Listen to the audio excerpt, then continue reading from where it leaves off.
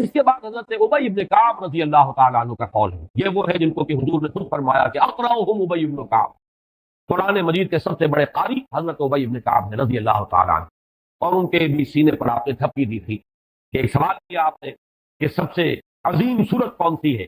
اور جب انہوں نے صحیح جواب دے دیا سورہ فاتحہ، تو پھر یہ کہ اس پر حضور نے تھپکی دی کہ تمہیں اللہ تعالیٰ نے بہت صحیح مناسبت عطا کی ہے علم کے ساتھ۔ ان کی اور صحابہ میں سے بہت سے لوگوں کی رائے، یہاں تک کہ یہ کہا جا سکتا ہے کہ بقیہ اقوال جو ہے وہ شاذ کے درجے میں ہے، اور یہ گویا کہ اگر اجماع نہ کہا جائے تو بہت حد تک اتفاق کے درجے میں ہے کہ یہ 27ویں شب ہے، اور اس 27ویں شب کے ضمن میں حضرت عبداللہ ابن عباس سے ایک روایت تو پہلے آپ کو بتا چکا ہوں کہ 23ویں شب،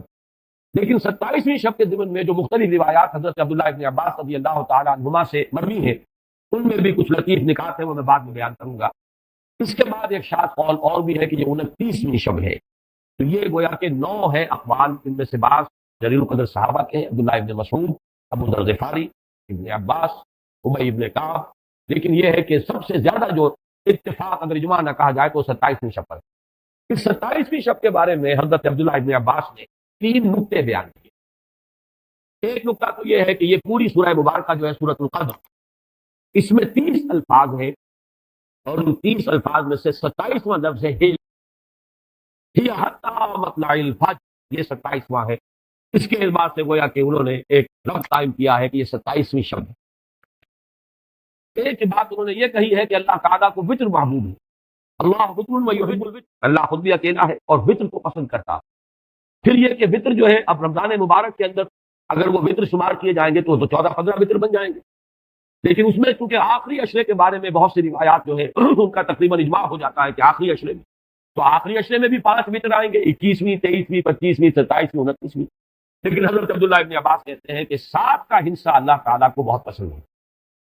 اور بہت سی چیزیں جو ہے عالم تکوینی میں بھی اور عالم تشریعی میں بھی بہت سی چیزیں وہ ہیں کہ جو 7 کے حصے کے ساتھ وابستہ ہیں، 7 آسمان ہیں، 7 زمینیں ہیں، ہفتے کے 7 دن ہیں، طواف کے 7 شوط ہیں، سعی بین صفا والمروہ وہ بھی 7 مرتبہ ہے، ادھر سے ادھر، ادھر سے ادھر 7، اسی طریقے سے سجدے کے اعضاء بھی 7 ہیں۔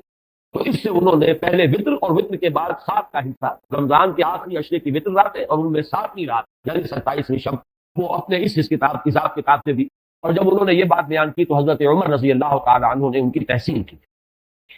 آخری بات اور بھی کہی گئی ہے کہ لیلۃ القدر جو ہے اس کے اندر حروف جو اگر شمار کیا جائے تو 9 بنتے ہیں، اور یہ لیلۃ القدر اس سورہ مبارکہ میں 3 مرتبہ آیا، انا انزلناہ فی لیلۃ القدر وما ادراک ما لیلۃ القدر، لیلۃ القدر خیر من الف شہر، کس اعتبار سے بھی 3 کو ضرب دی جائے 9 سے تو وہ بھی 27 کا نمبر ہوتا ہے۔